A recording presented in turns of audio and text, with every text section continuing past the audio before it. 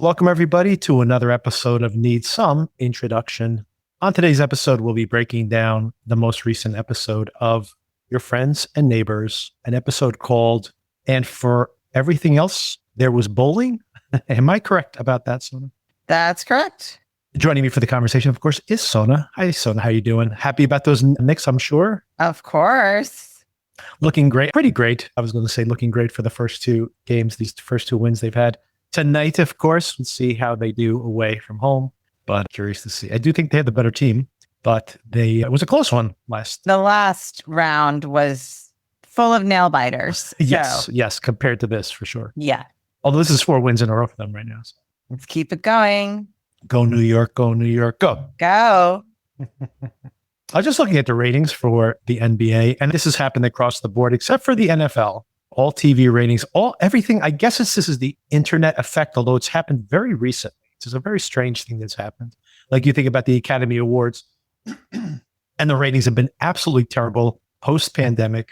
And part of that is people just broke habits and such. But also, I think it's the fact that part of people watching the Oscars was like the opulence of it. Like you get to see these celebrities. I haven't seen them in a while. What are they going to wear? And now it's like on the internet, if you want to get that type of content, it's incessant. Mm-hmm. And that's part of what's happening in that specific regard. The Grammy Awards, everything has been significantly less. But you assume, well, like for the Grammys, for example, if you're going to watch everything on YouTube later on, then maybe the audience, when you aggregate all that's not as small as it seems. But I do think about sports in general, once again, minus the NFL, which continues to be massive. But at the heyday, like the peak, and the reason I'm thinking about this is the Knicks, right? The last time that the Knicks played the Bulls, like the kind of those classic games when the Knicks were still like in the mix. It's been decades now since they have been in the mix again in the playoffs, like literally. And I was looking at the ratings, and I think one of those seasons was the peak for the finals average, 30 million views. And you think in the past 25, 28 years since that peak, that the audience in the United States has grown and grown. But last year's finals averaged 10 million views. And what's shocking about it is that there was a subtle decline, like from like the high 20, around 30, down to like 25. But even like 10 years ago, you still got over 20 million views. And the pandemic accelerated this for sure. But in the past like 8 years or so, that number has dropped from like the low 20s all the way down to 10. It's like half of the audience it was just like 8 or 9 years ago. And I do wonder, is it just the way we watch things, or have the whole idea of the monoculture, like seeing a TV show, the finale of Friends, and just being on the same conversation all at the same time? Do you have any theories on that? Any curiosity about that? I think it's both. I think, yes, we watch things so much differently now than we used to. And we've talked about this before. It's very, at least I feel, it's very purposeful now that you choose a thing to spend your time watching. Whereas before, you would have the TV on in the background, and then maybe something would unexpectedly catch your interest and you get hooked into it. But now it feels like you have to be saying, I have committed to watching this show, whether binge watching or week to week, and I will sit here and figure out which of the 8,000 streaming platforms it's on and set aside time to watch it. Whereas before, TV was almost like a background actor in your life that sometimes you'd focus in and sometimes you'd go wash the dishes or whatever it may be. So I think that's part of it. I also think there are so many different genres of things and sub-fandoms of things that if something is not ticking all the boxes for you, you'll find something else that does. So whereas before it might be like, well, I like sports. Basketball's not my favorite, but basketball's on and it's the playoffs and that's important. So I'm going to watch it. And maybe I will also incidentally get attached to a team to root for or whatever. Mm-hmm. Now it's like, I love sports and I'm not a basketball fan. And I have 800 other sports channels I can choose from of popular to obscure sports that I never knew existed until 2 weeks ago that I can watch. And so if it doesn't tick all my boxes, why should I even bother? Yeah, I think you touched on a couple of things that made me expand on my original ideas around this in general, which is, like you mentioned, it's not only how we see things, but like when TV was just on, it was almost as if like you didn't have to go and like install an app on your phone or have a playlist going all the time of the backlog of things you want to get to, because it was just like, well, what's on tonight? Oh, the NBA playoffs are on, and everyone's just kind of watching that because there is just less. And not, of course, that we're just talking about for the large extent, a huge part of this drop off is just in the past 10 years. So it's not like it didn't exist before. Streamers existed already, although they've become much more popular, and the amount of fragmentation of audiences only expanded. But I think what you're mentioning is all true in the fact that it's so diffuse now that what you create a culture around, like you said, like you just have stuff on the background, what's on tonight, what game is on tonight, and you're just kind of watching it. And then you kind of get hooked into a certain player or a certain storyline that's going over the course of the season, and everybody kind of gets hooked into one narrative.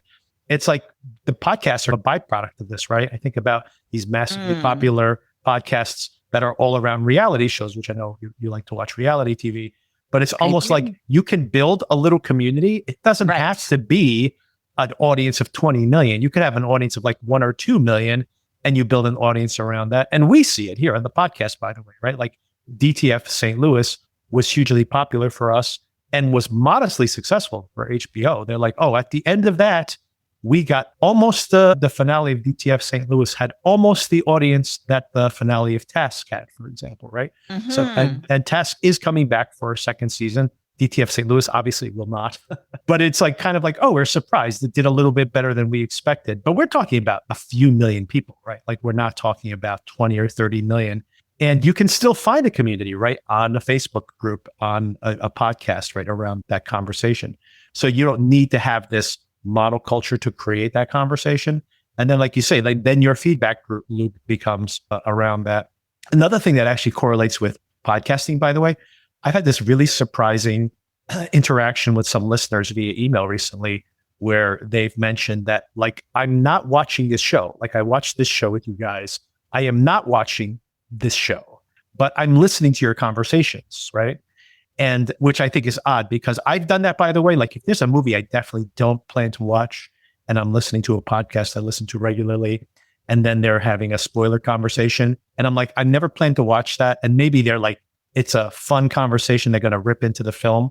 I'll listen to it, or part of it anyway, even though I don't know the context, because it's just a fun conversation to listen to. And once again, it's like that idea of having some community. But I would never do that with a show, or have not until this point. Maybe I would eventually. But it's interesting that some of our audience actually does that. And I assume that's the case for bigger podcasts as well. But correlating to that is, I guarantee you, speaking directly to podcasts, that there are people who are listening to a podcast about the NBA, for example, who are listening to the people have a conversation about a game that they did not watch, right? So the point is, it's still part of their culture, but they don't necessarily tune in and watch the show. And maybe that's why the ratings, like if you still want the cultural experience, you don't actually need to watch the content right now.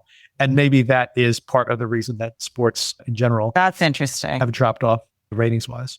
Well, I'm happy when people listen to us, whether they're watching the show or not. So I do appreciate that. I feel exactly the same way. I'm like, I would love people watch the thing that I recommend, but if they listen and don't watch, that's good too. That's preferable that they watched and didn't listen.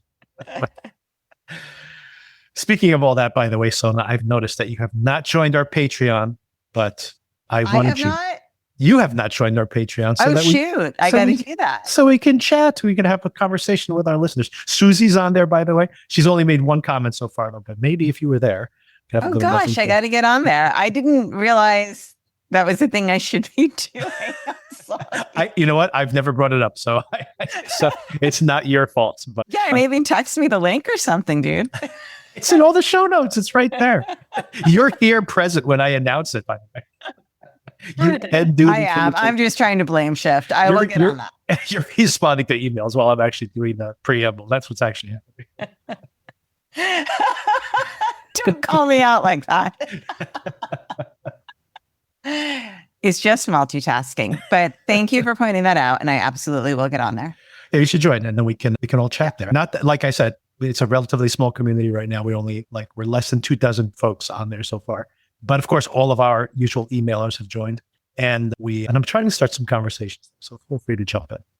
And of course, there's exclusive content as well. Briefly, I just want to mention to you, Sona, I know you haven't had a chance to see this yet, but totally surprised to me. I had no idea this was coming.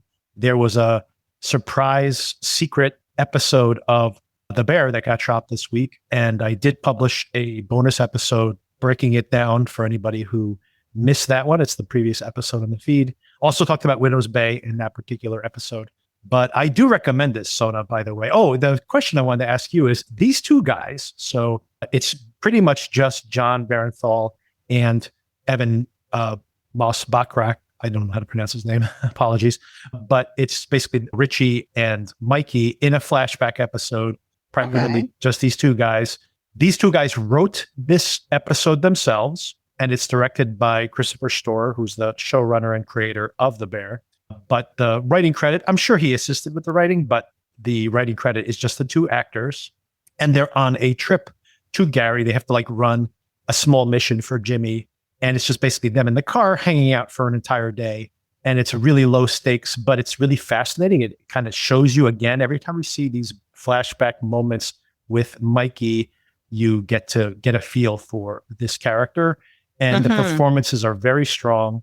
And it's really interesting. Very highly recommended for anybody who is a fan of The Bear at all. But my question to you is, these two guys, I don't know if this is how they started working on this project or if they were already working on it before, but they are currently at this moment having a sellout run on Broadway doing Dog Day Afternoon. And I was curious if you guys were planning to check them out. So you and I have talked about this before, the immense expense of Broadway shows and how you really have to commit to something unless you have unlimited disposable income, because it's going to cost a lot to go see a show. So this is something that I struggle with every kind of Broadway season when all the new stuff comes out, because so much looks appealing. What we decided on for this year, I guess, assuming we just see one show, maybe we'll end up seeing a second, is Fear of 13, which has Adrian Brody in it. Mm-hmm. Yeah. Right. So that's the one documentary. Yeah. Mm-hmm. But I think if we were to add a second one, and here's my Bear tie-in, it would be Proof. Oh, interesting. Which has, I'm going to butcher her name, A.O. Edibiri. Thank you. And Don Cheadle. I think I mispronounced her name also, but it's probably close. But regardless. You made your best effort. Yeah. Yes. Yeah, that's a great cast, by the way, for that show for sure. I follow Io on Letterboxd, by the way. She's very fun on there. Oh, really? So yeah, I it's funny, of course, when I was looking at the tickets after watching the show. By the way, my gateway into even knowing they were currently on that show, even though I had heard that show was on Broadway and selling out, and had not made the Bear connection. And then as I was researching the very podcast conversation I just had, so that's the other funny thing, by the way. People call up and they're like, "How do you have time to research all this stuff?" I'm like, honestly, I did not know these guys were on Broadway right now until I researched that episode. So the point is, if you did a podcast where you're talking about pop culture, you're going to know a lot more about pop culture. It's a byproduct of doing the podcast. So that's part of where it comes from. But I honestly did not know that until that moment. And of course, when I did the search, and to that point, I saw tickets that were very affordable. However, I'm pretty certain that this is like the face value of the tickets. I'm sure that all the really good tickets and all the good seats are all now on the secondary market, and they're probably ridiculously expensive. So I didn't do the research, but that's how it is. Price though, Broadway shows often have more availability than you expect, especially at the last minute. Yeah, that's a good point.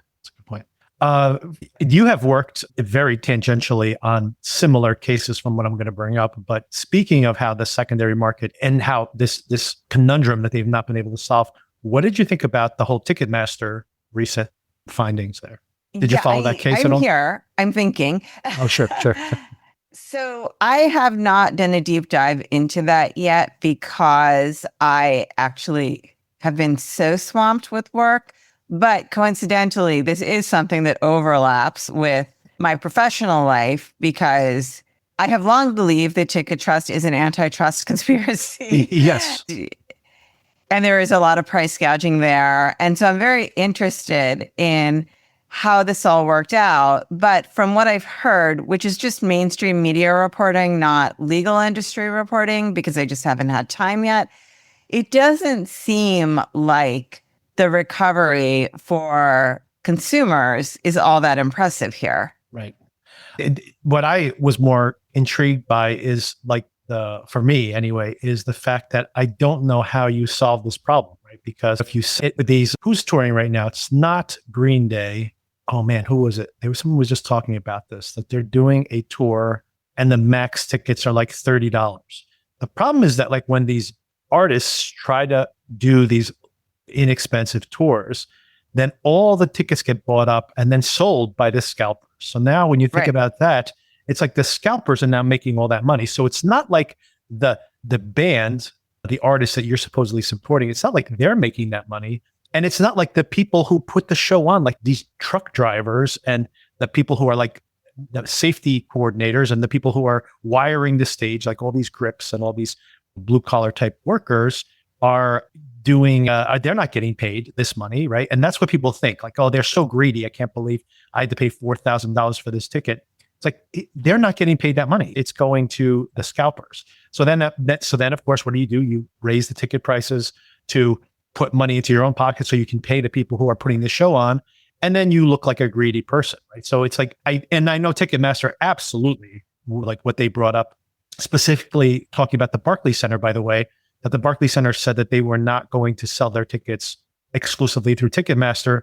And then Ticketmaster had a bunch of exclusive tours because they also run actual concerts. And I think it was the Billie Eilish concert specifically in the findings that they did not go to Barclays Center, but it was basically Ticketmaster like did not allow their artists to perform there because they were not their exclusive ticket.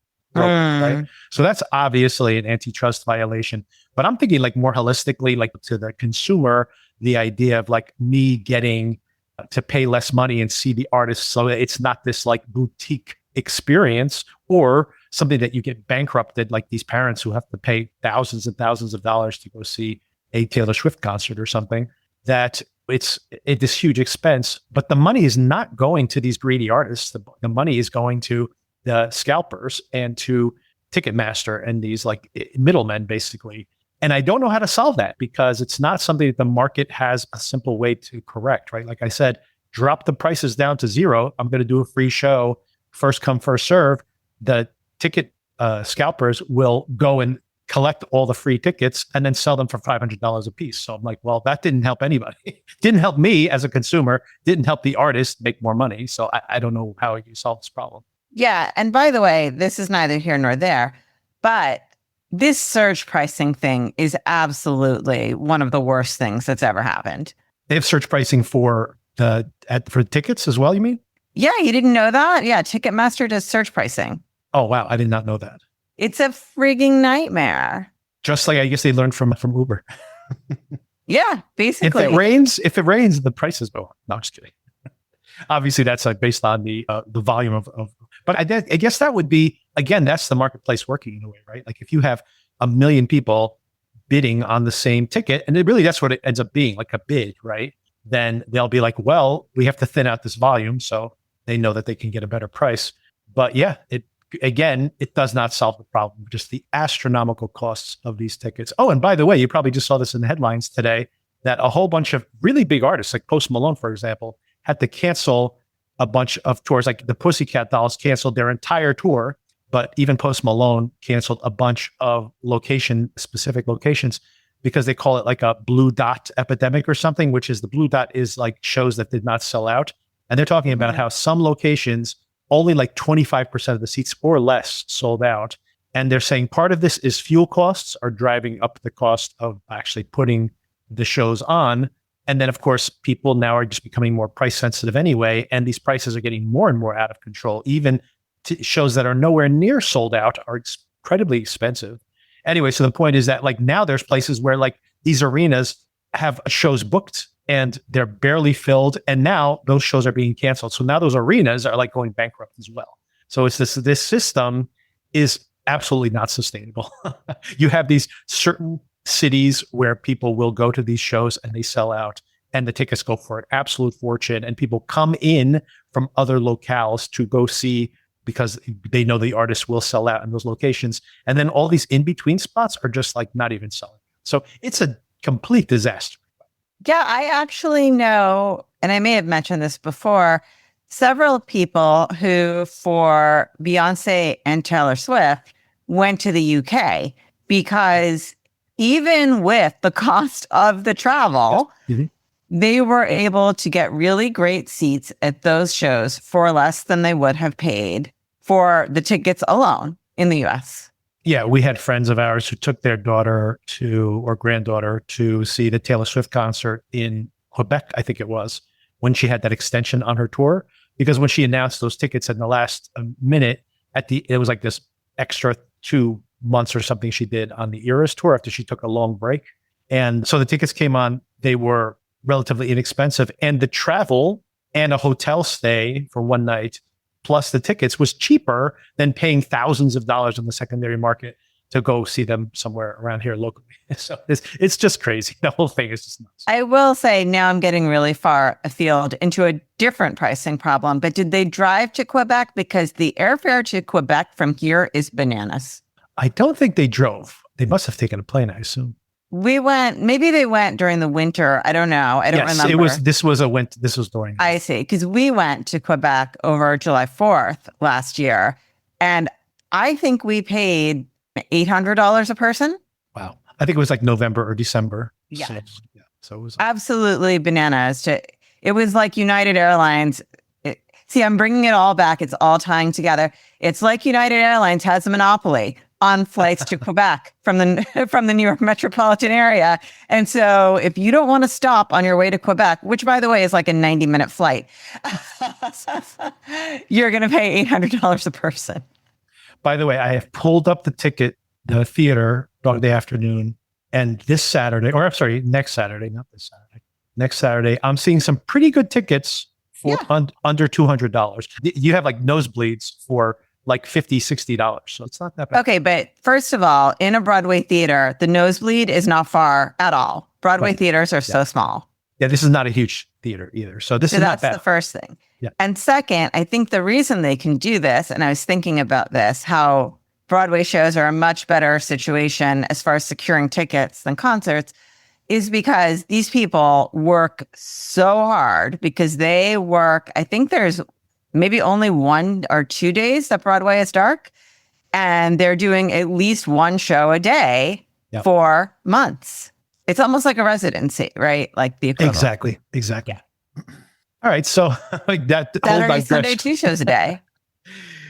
I'm actually really interested in going further down this rabbit hole. But anyway, if you think, and for anybody out there, and we have quite a few listeners in New York and New Jersey, so if you were thinking about seeing these two folks in Dog Day Afternoon, tickets are not that bad. And this is just like a week out. So, you can do, I personally have never done this, but you can do the day of tickets from the TKTS booth, or I think you can sometimes just go to the box office and get an amazing deal. I need my plans put in place, so I can never do that at the last minute because it doesn't work for my personality. But I hear really great deals are out there. Yeah, but even like I'm looking at the mezzanine front row, literally front row, 4 seats next to each other.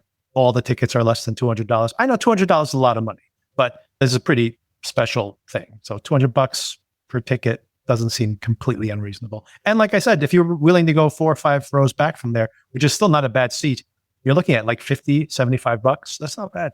Not bad at all. That's not with fees and such. So I'm sure it'll go up. Sometimes it does show you the amount with fees now. That was like one of the things they had to change. Yeah, I didn't put it into my, this is the face value I'm saying. I didn't put it into my checkout. So take everything I just said with a grain of salt. But check it out. If you're curious, check it out. They're for limited times. And I'm sure those tickets will be even hotter now that the episode is dropped. All right, so now huge digression there, but huge. One more thing I wanted to bring up, but I'm not going to bring it up here, but I'm going to plant the seed so we can talk about it next time we discuss. Did you hear about Lisa Kudrow announcing that the cast of Friends makes $20 million a year on residuals on their reruns. Did you hear about this? I saw the headline about her announcing the number. I did not click through to see the number. $20 million a year, each one of them makes. So, and apparently the rest of the cast is annoyed by her announcing this, but it does, it correlates with something that I've been thinking about a lot now, about how like there's just this crazy asset inflation. Like, for example, younger folks, if they're trying to buy a house for the first time, it's almost impossible. If you own a house, lucky you. If you own stock, if you don't own stock, how do you put money aside to buy stock? It's like anybody who just basically generationally was born or started investing 20, 30, 40 years ago is just by definition much richer than people who can't afford these assets just because of the crazy asset increase. And then as I was thinking about this in more general terms, I heard this story and I'm like, this is another example of it. Like, shows today will never get 200 episodes to become a Friends. And meanwhile, like, even if you're on a hit show on Netflix right now, you'll never be paid $20 million. And that show will run for 3 or 4 years. And that's considered a relatively long run now. And it'll never have, and 20 years from now, whatever residuals you make then, the existing Friends from 40 years ago in 20 years will have higher residual payments than whatever is popular today. And it's just this crazy stratification of even that. Anyway, I did want to talk about that and just how that is indicative of the culture as well. But we can save that for another time. Because I do want to talk about this very interesting episode of Your Friends and Neighbors. Before we get into it, how did you kind of like this, like a soft reset here in the middle of the season? I'll tell you right now, before you give your opinion, that I have mixed feelings about this episode, but the stuff that was good in it was really good. And perhaps I do worry that it serves no purpose to the plot, but perhaps is maybe like a soft reboot of the Coop character himself. And that could be an interesting pivot for the show. But overall, what did you think of this episode? Overall, I liked it. I think it started addressing some of the things that we've been talking about, how they should be addressing those things in connection with his dad's death, the ideas of mortality and what's it all for. And I think really importantly, what his dad said about him and how he saw Coop's choices in life. I thought all of that was really good. I still thought this episode was too long. Yes. And it was shorter than the others. Yeah, I agree it's too long. And part of the reason it's too long is because, again, the show, for some reason, is uncomfortable. And over again, it's like we're always cherry picking one storyline that works in an episode.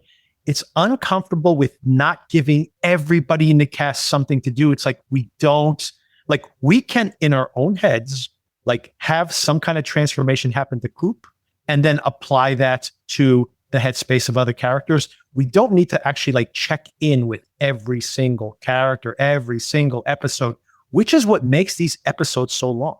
Like, honestly, some of the things we've been annoyed with, like how they're trying to give Mel more to do or whatever. She again has to talk about her perimenopause in this episode about Coop's we dad did passing. not need that here. I mean, crazy. I guess there was the comment from Coop's mom that had a little bit of significance about, well, first we saw her twice. Yeah. And we saw her doing something that was actually kind for Mel.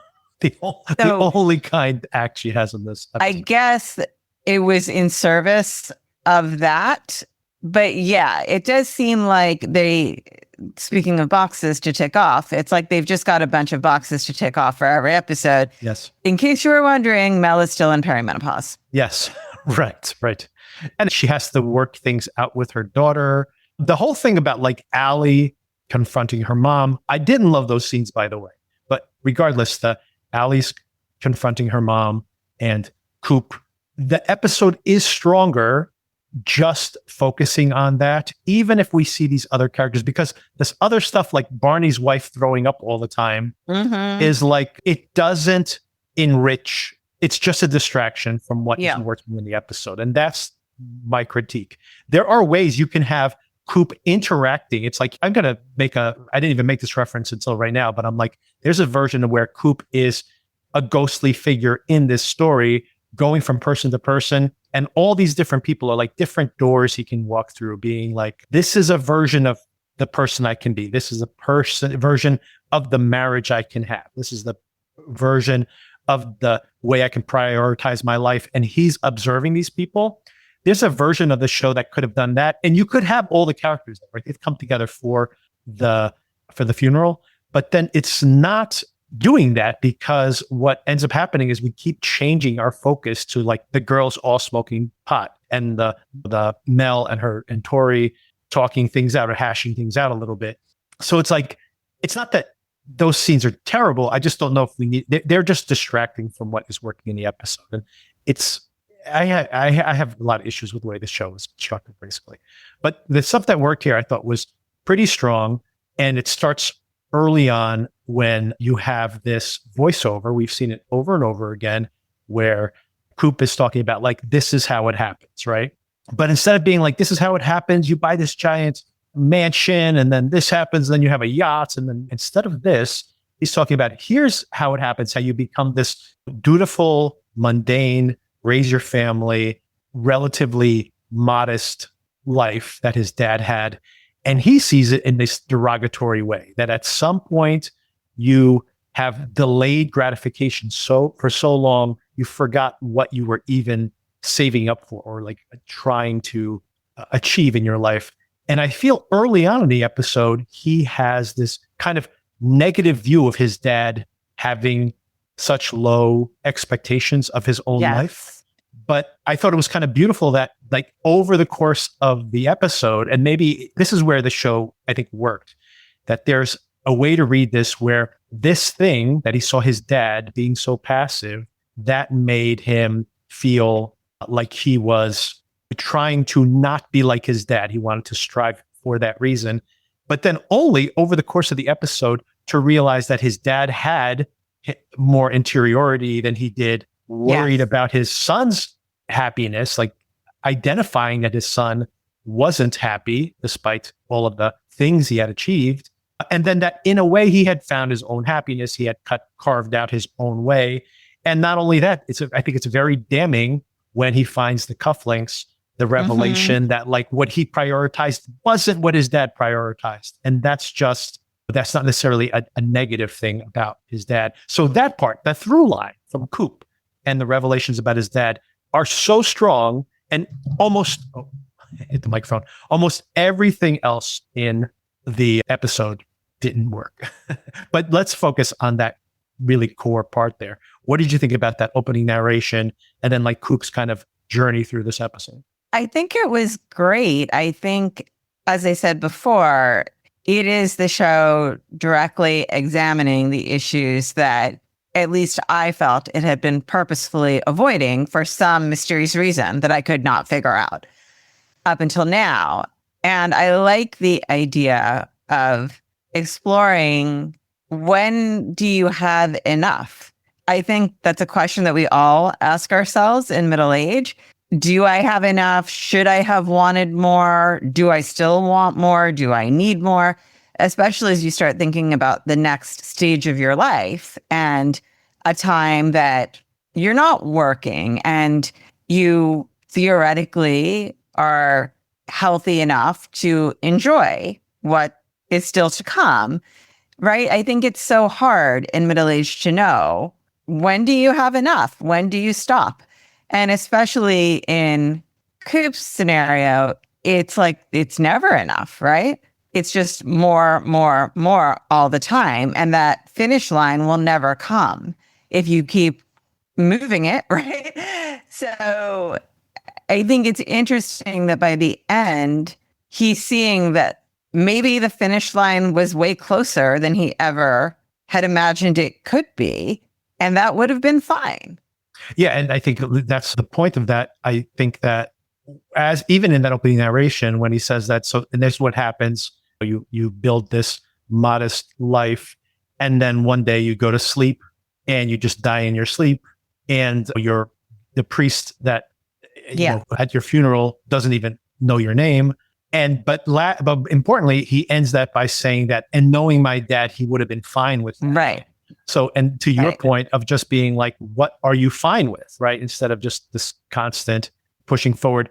And to your point, that's where I think the show has an opportunity here that we've been complaining, or I've been complaining all season long, that if Coop is trying to wrestle with the things you just said, like, when is it enough? When do I stop trying to strive? And when do I accept what I have and then start thinking about setting myself up for that next stage in life and helping the people around me rather than just focusing on my own acquisition of wealth? And when that pivot comes, and if he seems to not realize that he is wrestling with this, and I felt like that kind of frustrated me a little bit with the show, there's an opportunity here that this could be like a soft reset where it is him crystallizing that in his mind and him making a decision which can drive the rest of the season. And I do hope that is an opportunity here the show does take, rather than just making this like if everything just goes back to being the way it was before on the show, long and short of my opinion, then I would feel like really frustrated with that. But if they use this as a moment for him to be like, hang on a second, I need to get myself out of this situation, get out of under the thumb of Ashe, and start to build that different version of my life, like aspire to the internal harmony that his father had come to, although there's some complexity there for sure, but for that realization to have real heft and for the show to pivot in some way. And by the way, it may not be easy like that, because that's a tension, right? Like if he comes to this moment, he's like, I got to get out of the situation, and he can't, that still is a plot driver in a way the show doesn't currently have. Mm-hmm. A couple of the points I wanted to bring up here. First of all, this song that keeps getting played over and over again, Keep Me in Your Heart for a While, which I don't know. Do you know this song at all, Sana? I don't know the song. This is Warren Zevon, by the way. So Warren Zevon knew he was dying of cancer, incurable cancer, in 2003, this was. And Warren Zevon at all, like, where was it, London, and very sarcastic, a very biting and sarcastic songwriter in general. And this very earnest final song, not like angry at that he finds out he's on death's door, but a very quiet and just remember me a little bit, which I think is like perfectly in keeping with Coop's dad, Ron. So anyway, if you've never heard the original song, do check it out. It seems from your reaction you didn't like having Allie have to sing it over and over again. I'm struggling with that character and her purpose in this season and her consistent singing, which I don't think is bad, by the way. I don't think she's a bad singer. This is just not where my interest lies. I agree with you, by the way, that it is I think there's a problem with her character in general, but especially the fact that every time she shows up, they use her as an excuse to put a song into the show. So she becomes more of a device than an actual character, which I agree is problematic, to say the least. But what you told me about the song is very bittersweet. So I do appreciate that. Yeah, to your I did point, not have that context. Correct. Yeah, well, that's what I was going to say. That to me, it has that context, which adds this kind of beautiful aspect to it. I would have preferred, by the way, that they played the Warren Zevon song when she finds the tape at the end, so you can hear it in that context, instead of just the fact that here's a song that she used to sing to her dad and then a recording of it from when she was younger, which again is just like, it really starts feeling so many times like Allie is just there to speak the subtext of the episode in song form. And they're like, and here she is with her guitar, wherever she is, just happens to be playing a guitar, even at the funeral, which, by the way, in the context of the show, that makes sense. But it still is just like, if they hadn't had her perform just like one or two episodes ago, it would have been more impactful. I will say, in the show's defense, people with guitars can be like that. But I don't want to offend anybody who plays a guitar. No, I agree. That's why I was saying that in the context of the show, that's exactly what she would do. So it's believable, just not necessarily what I want to see it now. Yeah. Especially not front and center. It's not like his narration. It does eventually drown out the performance, but she does get to have center stage for quite some time. All right, another critique I have here, and I hadn't even thought about this until I started saying that there's a version of this show where it's a pure bottle episode, where Coop is like a ghostly floating through these different interactions. What did you think about that decision? So Coop wakes up the next morning for the wake. He's in his childhood bed. He sees his father sitting at the foot of his bed. And then I do think, do you read this the same way? I do think what we are seeing, this floating POV, there's one way to say that is like, well, that POV is actually you're partaking in the wake. You're a guest there. But it's not that because it passes through walls and it doesn't have a natural perspective. So in my perspective, it's mostly, and this is important here, it's mostly Ron, like the ghost of Ron experiencing his wake. Now, the reason I say it's mostly that, and I still get a little confused, there's a couple of times where we see Coop's hands in the shot. So in that case, like it becomes his POV. So I feel they're a little messy with how they're using the camera, but I think mostly what we're seeing is Ron, the ghost of Ron, attending his own wake. I would agree with that. Although in the moment I was just watching it and I hadn't considered that, to be honest, but it makes sense. It's the only thing that kind of makes sense to some of the, like at one point I'm like, oh, are we Coop's POV? Because they do address the camera basically. But then we see Coop looking back at Allie at one point. So then it's like, oh, this is.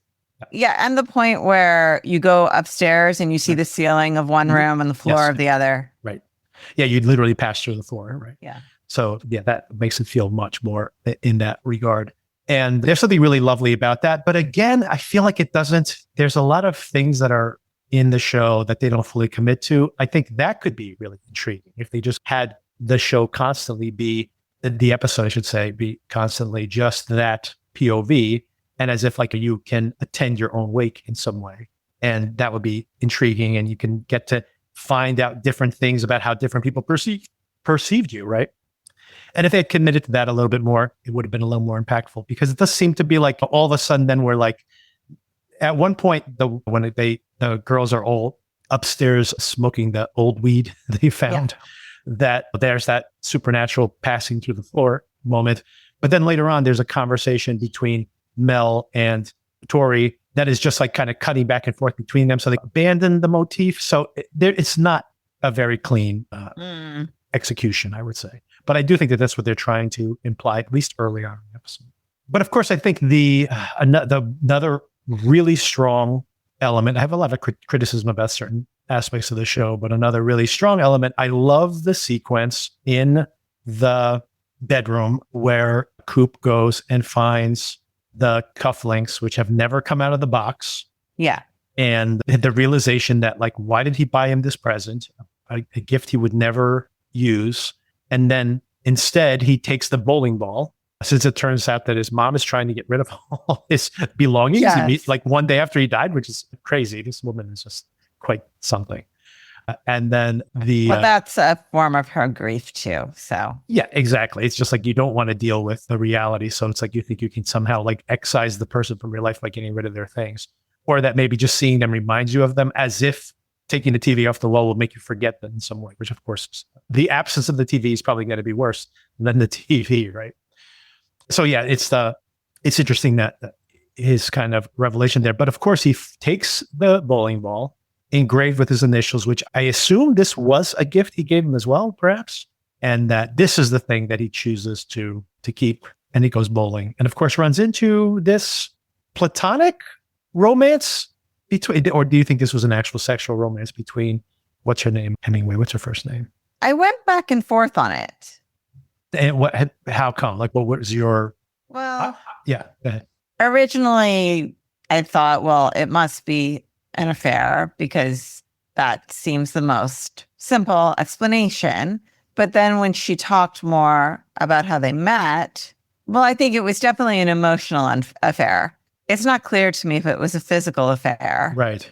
What do you think? I don't know. I read it the exact same way. At first, I'm like, oh, when she said we kept seeing each other every week, she meant we were like, that was like a metaphor or something. But then I started thinking like, oh no, maybe it's just like they were lonely together or something, right? And they just needed to, it was just a way for them to have, because he seemed to have a pretty alienated relationship with his wife. It was a way for them to have this bond. But I don't know. Do you feel like they would never would have become physical? I guess if he's like really honorable about his marriage. That's what I started thinking. Yes. Very straight-laced. Now, the possible negative side of this, by the way, is that the positive way to read this is that Coop is like, oh, my dad was this very simple person, never knew what he didn't didn't appreciate the finer things in life and just kept himself really small so that he could never, and maybe even like shrunken down by this relationship with the mother, who maybe that's why they have such antagonism with the mom, who also maybe they felt like oppressed by her in some ways. And then he finds out, oh, wait, he had this whole other life and there's more complexity to him. And he found his own happiness and he was worried about his kids. And that like he sees this. And I think Coop feels very happy, even has this moment, this flashback of seeing them all come to the bowling alley. So when they were kids. And that seems to be like he's getting a really positive message from this. However, and this is where it could go in either direction here on the show, there's a more negative take about this where you can imagine that he's like, oh, my dad had a secret life too, just like me. Everything's fine. He may take all the wrong lessons here. So in general, all this stuff worked, all the stuff with Coop and his dad and even that. And I do hope that there's some more complexity to that. But there, of course, is, again, we see this over and over again. There is this big theme on the show that there's all this performance in public, right? And we see it even with the mother. Like the mother is like, so she's basically performing being this version of herself that everyone expects her to be. And then we see like in private, that final moment where she's in bed with Allie and she's crying. So she's actually allowed to be herself when she's alone. Yeah. Do you want to know more about this woman? Like what makes this woman so insufferable? You think she was like this when they knew each other since high school? You think she was like this in high school? Man, I'm not sure I would have, if I was Ron, I'm not sure I would have picked her as my. Yeah. It feels okay. No, I don't think there's room for that in this story. First of all, just as far as like a plot construction, I also feel like it's a bit triggering for me. So that's my own personal baggage that I'm bringing to it. Triggering because sometimes people feel their parental figures can be very negative towards them, no matter what. Oh yes, well that's I think a lot of people can. I've probably said this to you on the podcast before, but it's like my parents, my mother specifically, is like this, where she will literally be like, whatever decision you're making, it's like the wrong decision. And I've actually had this joke. I've done this as a test where I'll be like, well, actually, I decided to do this. So she's like, oh, I thought you were going to do the other thing. And then like a day later, she'll be really negative about whatever decision I made. I'm like, well, actually, I did do the other thing. I was just messing with you the whole time. But of course, whatever decision you make, it's wrong. If you do what she tells you to do, you shouldn't have done that. If you don't do what she tells you to do, you shouldn't have done that. It's always wrong, no matter what you do. So maybe, yeah, triggering in that way as well. Yeah. And in the way of, and again, I don't think I'm unusual in this feeling, sometimes feeling that your parent doesn't see who you really are. Well, that's for sure. And I think that's actually another theme here as well, right? Is this whole idea that you don't really, and like that Coop did not really know his parents. And I think that's absolutely true in family dynamics in general, that your parents cannot see you. They have a version of you when you were a kid or something, and they have committed to that. But of course, we do this to our parents as well, right? Like it's very hard for us That is very fair. See the person they were when they were 18 years old. And like both of our parents are immigrants. So like the sacrifices they made, and which, by the way, when I look at my parents and they're so terrified of any kind of unknown and always looking at any possible bad outcome, like don't let my daughter or their granddaughter like go camping, nothing. Everything's dangerous. It's like everything can kill them. Like don't let them out of the house ever. Like this total terror that guides them. And I'm like, you guys like took a flyer and like moved from one continent to another and started a whole new life. And it's like so impossible to imagine that these two people were the same, but they are. But right? I think, and this is getting very far afield, so I will try to put this very succinctly. I think there is a lot of trauma that comes from the immigrant experience that we're only beginning to really understand, or at least address and recognize. And I think a lot of the anxiety that we see in our parents is the result of that experience. This is true. But to that point, there's obviously some things that are unique about that immigrant experience. But I also think that there is your lifetime, we all experience some kind of trauma that changes who we are. And that's part of what I find unsatisfying about this character, the mother, but maybe we will find out more about her, is to imagine, like, if she was this insufferable forever, it's very hard to imagine that she could have raised these kids and have maintained this marriage. But maybe there's more. Maybe she has nicer qualities that we have not yet seen. She's been very one note on the show.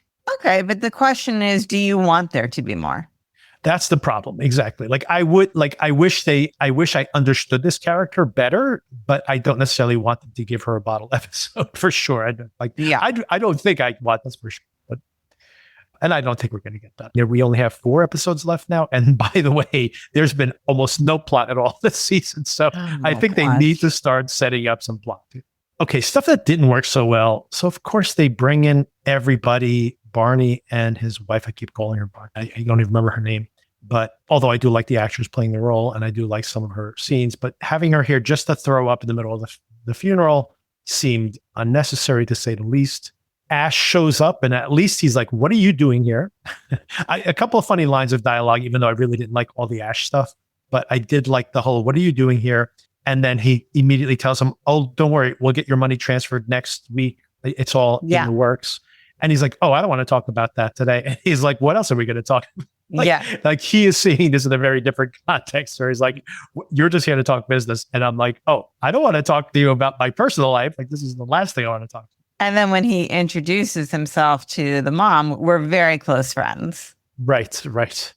So that was fun. Then, of course, like he's taking the TV into the garage. He's wearing the dad's belt. All of that is like too much and a little irritating to me anyway. You don't really need to. You could show how Ashe ingratiates himself with everybody right away. So I guess that does indicate that. But again, it just feels like they're just trying to give Ashe stuff to do in this episode. After, by the way, you could have easily given him something interesting to do last episode and barely used him, but whatever. I guess 2 episodes without Ashe at all would have been surprising at this point in the show. And Nick shows up and everybody's there. But the big side plot that has some heft to it is the core family, all the interactions where Mel and Coop are in the same room together. And the mom is like, you guys don't act like a divorced couple. But also just like all of Mel's stuff and having Mel be high and having this heart-to-heart with Tori. What did you think about this? She's still obsessed, by the way, with the dog pooping on the lawn. I guess there's like a camera that's tracking the dog's movements. I am just done with this storyline. I don't care anymore if they ever talk to each other again. I don't care if the girl goes to Princeton. I just don't care. Do you? Oh, I don't think they've done a really good job of setting this up at all. I do find it funny, though, that at least she is proactive enough to get a camera to catch the dog pooping, but no one else has installed a camera to keep the cat burglar from stealing their stuff. But, well, that's neither here nor there, apparently. The show doesn't seem to have any logic about those decisions. I did think it was, and maybe not purposeful, but an interesting commentary on who the daughter is as a person, that she did not soften towards her mom very much at all, if at all, in this context of grieving the grandfather, the mom grieving her former father-in-law, and the idea of, like, if you think for a second, your parents are likely going to pass before you as well, and this will be you one day. Right. And that, I think, for most, I know she's in high school, but I think for most non-self-centered people would at least make them give their parent a bit more of a break on that specific day. Yeah.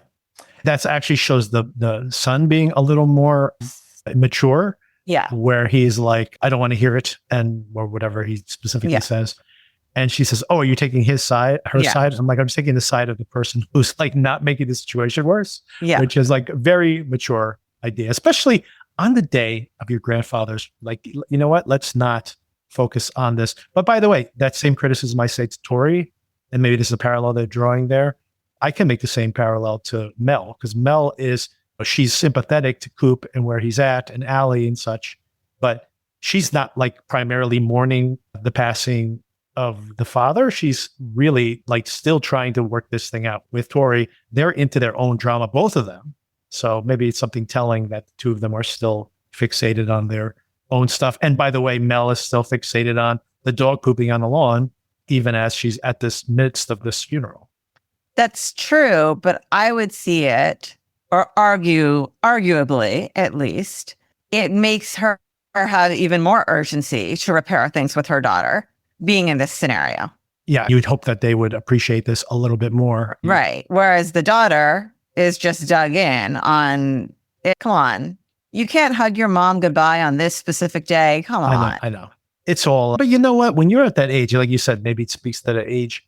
Do you really deeply feel like the weight of time when an older person passes away? I mean, I'm not the right person to ask. My dad died when I was 13. This is true. That was a little more shocking, I should say, rather than the... So I have always felt it. Yes, that's probably an inappropriate question to ask. At any given time, everybody I love could drop dead. That's how I grew up. So. Yeah, so you have a very different relationship with them. Yes. It's a good thing we can laugh about that now, but it's true.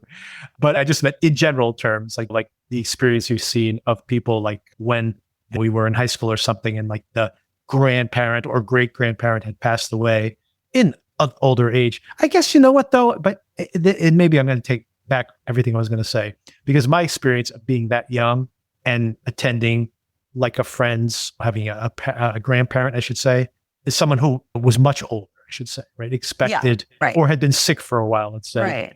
That it's kind of like, well, yeah, that's what happens. Like it didn't seem to have like this weight to it. Even I would sometimes be surprised that like my friends were so flippant at the funeral or at the wake or such. But the thing I was going to say is that maybe I'm undercutting my own argument, because the grandfather doesn't feel like some sickly old 90-year-old on a respirator that everybody was waiting. Right. He seemed to be pretty active in the kids' lives. And agree. At a much more in good health. Yeah. In good health, right? Exactly. Yeah. So this should have been a shock to them. Period. And it doesn't seem like the kids are really processing it in that way. Oh, one more thing I wanted to bring up. Just I thought it was an interesting detail is that, and I noticed it even more so. I was looking at on the Apple TV app, you see the little photo preview for next week, and it's apparently Coop and Sam and Ashe there's a crazy bash at Ashe's house, and I guess this means the three of them are in like close proximity over the course of the episode. And the still image from it that they have is Coop talking to Sam. And you can see in the photograph that they have allowed John Hamm's gray hair to show. He looks more pronouncedly gray. And the reason I mentioned that is because I noticed that in this episode as well, in the very opening shot, the sun is behind his hair and he's pretty gray. The actor himself, I think they obviously dye his hair for the show, but his hair's been pretty dark in my recollection of the show so far. And I find it interesting to let his hair get gray, specifically in this episode. And then, of course, in the next episode, that it wasn't like, oh, they gave him a bad dye job where they put the light behind his hair to accentuate his grays because of his like dealing with mortality. Seeing the next episode where his hair is also pronouncedly gray, I'm like, oh, maybe they're allowing him to like become older and like grapple with that in some way in the context of the show. So that could be. Well, are we supposed to believe that Coop has been dyeing his hair this whole time, or he just suddenly from all the stress is going gray? I was thinking the exact same thing. So scenario one is exactly that. Like his upkeep part of it is like he puts in his Just for Men every single day to keep his hair nice and brown. And that's option one. But yeah, I was thinking about the second thing, that it's just like the stress of the situation starting to get to him and he's going to like go fully gray by the end of the season. Funny. You never know. So yeah, does this improve? I know we had some criticism of the past couple episodes. By the way, the audience in general has been turning negative on the show for the last few episodes now. Although the ratings have been very strong, so I guess people are still watching the show. Apple was right about renewing it, I suppose. I was actually predicting that, well, maybe the ratings have been dropping off from week to week, but numbers are very strong. It's in the top 10 on the streaming lists, which I think that only the season finale or maybe the last 2 or 3 episodes of last season popped up in the top 10. This is already in the top 10 and we're talking about mid-season. So curious to see, maybe it's just the goodwill earned by that first season, but the audience reaction seems to be more negative here recently and continues with this particular episode. How did you feel with this episode? Do you think it kind of right foots things for the future more, or do you think it's still trying to come up with a shape for the season? Just that idea of the shape of the season of season 1 was very clear. He's this cat burglar. There's always a chance he'll be caught. He has this high stakes of trying to maintain this lifestyle and lying to his wife about it. And he's getting into this netherworld, and there's potentially bad folks out there out to get him. This season of the show, it's like, is he a cat burglar? Is he going back into finance? Ashe is blackmailing him, but really not. It's like, I don't know what the focus or shape of the season is at all. And we're more than halfway through. Yeah. I feel like this season is really struggling. I'm hoping that this episode is a reset for a much stronger back half or back third or however much is left. Yeah. Because it does feel I feel like it has been very unfocused as far as the more interesting plot lines and hyper-focused on the uninteresting plot lines. When you think about how the fact that he's been caught by Ashe and Ashe could blow up his life at any time, I feel like since in the totality of the season, the number of scenes that have been allocated to that are equal or less than the amount of time we've spent with Tori wrestling with her present decision and Mel wrestling with the dog poop, just the dog poop. I'm not even talking about the menopause, because the menopause, if I just take the screen time allocated to her dealing with her perimenopause, that is probably we cut the pie up, that is probably the biggest chunk of the pie. Yeah. Which is insane. Absolutely insane. It's insane considering how one note it's been. Yeah, yes, she's sweaty still. Okay. Right. Where's this going? Yeah. I wouldn't mind this amount of time if it was actually doing some kind of deeper exploration.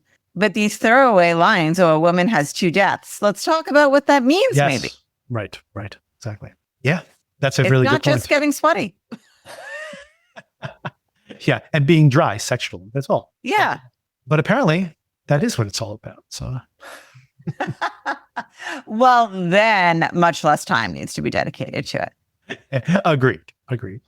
By the way, and if let's say, okay, perimenopause is the biggest piece of the pie, say that's like 15% of the entire run of the show. Let's say maybe there's 10 minutes for 10% of the pie, I should say, is for like Tori. Around 10%, 8% are Ashe and Coop. But maybe somewhere in the middle there, in the 9 to 11%, is Allie performing with a guitar. Oh boy. Anyway, 4 episodes to go. And I agree with you, by the way. Like, I do hope that there is a reset here of priorities and like a real focusing on, like, again, what are the stakes? Set them up cleanly. And then by the way, we have found out a lot more about these other characters, things I really didn't care about, honestly. And maybe all that can tie together thematically. By the end, we get to some kind of reprioritization of the character's own priorities, like what matters to them in life. That could come to an exclamation point at the end of the season. But let's start tying these things together with an actual plot. Let's get going somewhere. Yeah. But like you teased, actually, that there is word that there, and I'm really concerned about this, by the way. It's the thing that I don't really like about oftentimes what happens with the first season of a show, where all the first season is just kind of setting things up, and then there's a hook for like the plot, and it comes in the season finale. It's like, this is the plot that we were setting up this whole entire season. Come back for season 2 to find out. And I hate that. That's like my biggest pet peeve, especially when shows get canceled after season 1. It's just like, so that was a setup for a story we're never going to see, is basically what you're telling me. And I worry, given how much wheel spinning there's been this season, that this is all going to be like the hook comes in, like the setup, the sting, whatever it is, Ashe, and the actual stakes are all set up in the season finale. Do you want to know what the season was all about? Join us next season. I'm like, oh, come on. I do worry. Yeah, I interrupted you there along the way. The only thing I was going to say is that I think we have finally reached the limits of Jon Hamm's charisma. Perhaps. It can carry really far, but I think this is about as far as it can go. I did like the use of, he actually is, you've probably heard car ads where he's describing these cars, and they've weaponized that as a joke, a running joke on this show, where he talks about like the beautiful pen or whatever that object that he's adoring. I like how he undercuts himself here and saying that how dumb it is to buy this particular cufflink that you put on your letters, and that what it says about the person who gave the gift, right? So it kind of does speak to, right. And also maybe explains the fact that it shows him on the opposite side of, think about it, these people that he's stealing from, they have these things that are incredibly valuable that they either are so rich or so uncouth that they don't appreciate what the value of that thing is, or the person who gave the gift gave such an inappropriate gift that this has become an, as expensive as it is, a forgotten object among those things.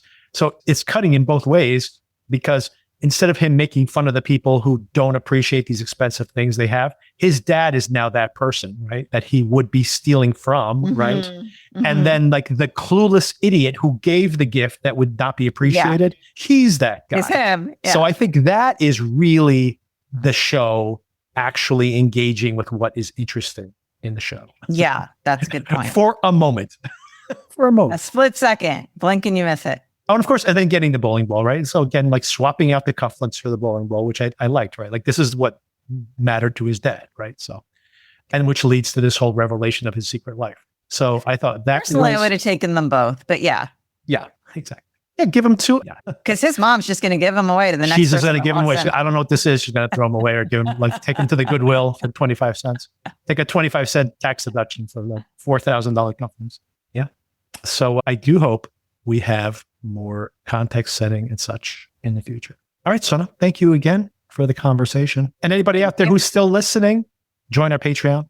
It's free. I'm going to. Sona's going to do it. So if you want to talk to Sona directly, she might ignore you there as well, but we'll give it a shot. I won't. I would love it if people reached out to me there. I have no idea how Patreon works, by the way, but I'm about to find out. Yeah, you just sign up. By the way, yes, I'll just quick tutorial for everybody. So you just sign up. It's free. I have not built an RSS feed, but if you want to listen to your podcatcher of choice, all those bonus episodes will be in a separate RSS, but the community aspects of it. So if you want to post comments, if you want to start a conversation, if you want to chat with each other, is all in the Patreon app. So sort of just install the Patreon app, subscribe, and then you can talk to all of our other listeners. And you'll get notifications when they reach out. I'm going to do it before the end of the day. Excellent. There you go. Another reason for everybody to join the Patreon. And of course, give us a 5-star review on your podcatcher of choice. Email us, needssomeintroduction@gmail.com if you prefer that. Or as I mentioned, or of course, post comments via Spotify or YouTube. And yeah, we appreciate all the feedback. For sure. All right, so on 4 more weeks. And then we're going to talk about Cape Fear. Let's see how that goes.